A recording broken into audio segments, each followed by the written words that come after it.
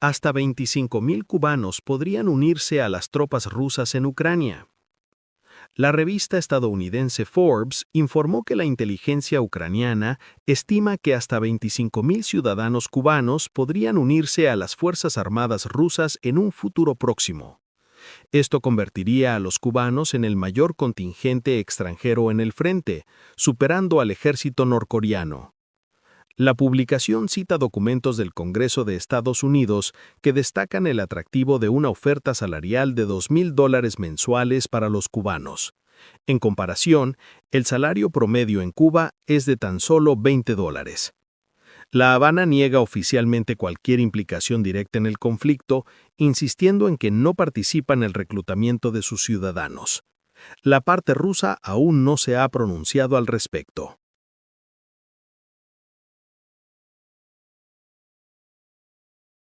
Ucrania acercó sus drones al ejército ruso. Su sorpresa es mayúscula. Los norcoreanos ahora son cubanos con una promesa irresistible. La noticia encarna la conversión del conflicto ucraniano en un campo de entrenamiento que refuerza la cooperación militar entre las autocracias. Durante meses, los informes sobre combatientes extranjeros en Ucrania señalaban a Corea del Norte como la principal fuente de soldados enviados a apoyar a Rusia. Luego hubo confirmación oficial por parte de ambas naciones. Sin embargo, en silencio, esa balanza está cambiando de forma sorprendente. En el tablero de la guerra en Europa del Este, otro país comienza a desplazar a Pyongyang en el papel de mayor proveedor de tropas para Moscú. Un giro inesperado que revela tanto la fragilidad de Rusia como la profundidad de sus alianzas autoritarias. El Frente Cubano. Lo que comenzó como una invasión regional se ha transformado en una guerra de carácter global, en la que Rusia no solo enfrenta a Ucrania y a sus aliados occidentales, sino que también moviliza una red de regímenes para sostener el esfuerzo bélico. Entre ellos, Cuba emerge como un actor inesperado. Según estimaciones ucranianas, hasta 25.000 cubanos podrían incorporarse al frente ruso, convirtiéndose en la mayor fuerza extranjera en Ucrania, por encima de los contingentes norcoreanos.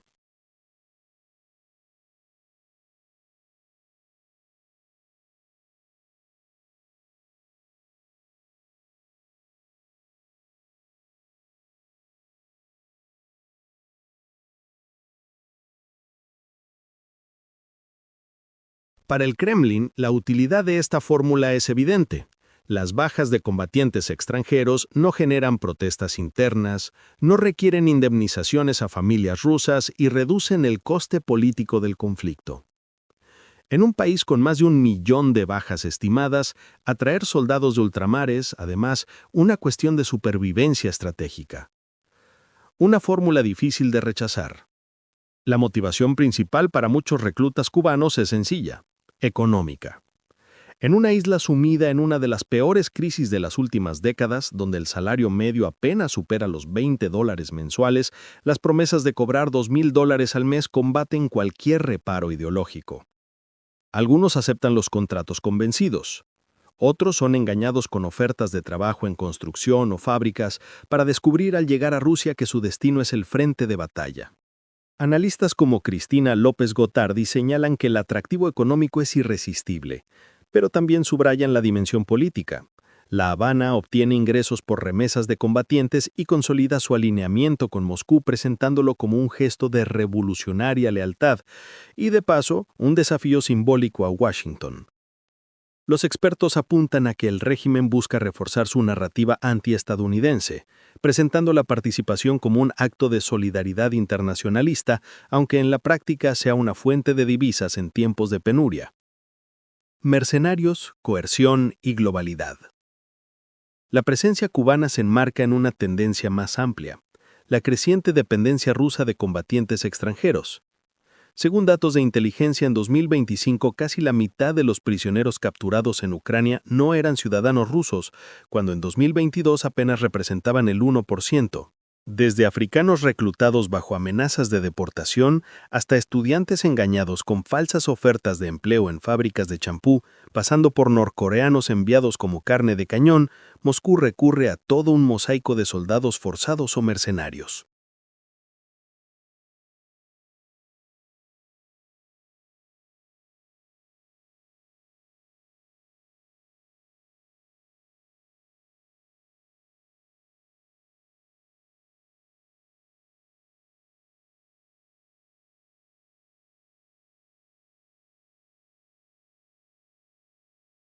En este sentido, la aportación cubana no solo fortalece las líneas rusas, sino que amplifica la imagen de una guerra librada por un eje autoritario internacional que incluye a Irán, Venezuela, Corea del Norte y ahora Cuba, compartiendo armas, tecnología y experiencia en un campo de batalla convertido en laboratorio de la guerra moderna con drones, guerra electrónica y nuevas tácticas de combate.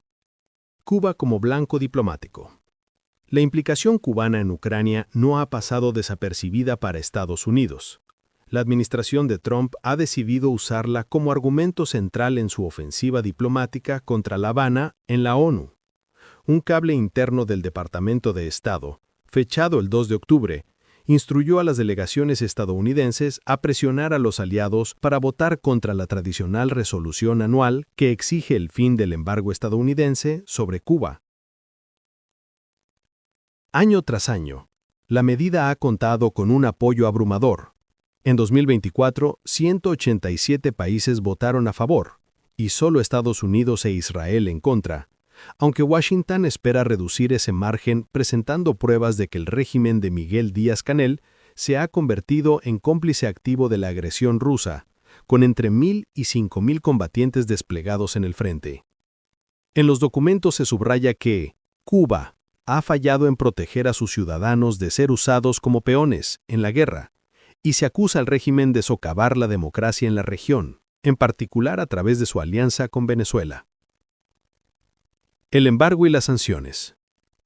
La estrategia de Washington busca desarmar la narrativa de La Habana, que presenta el embargo como la raíz de todos sus males. El cable diplomático instruye a destacar la corrupción e incompetencia del gobierno cubano, además de remarcar que los problemas económicos no derivan de las sanciones, sino de su mala gestión.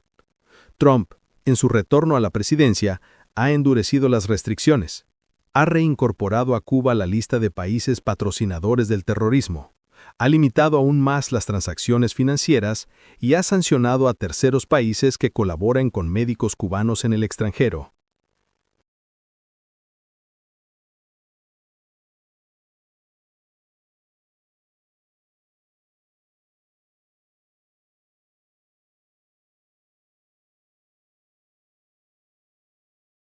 Frente a esta presión, el régimen cubano acusa a Washington de buscar un pretexto para la agresión y de instrumentalizar incluso la lucha antidroga en el Caribe como excusa para incrementar la tensión.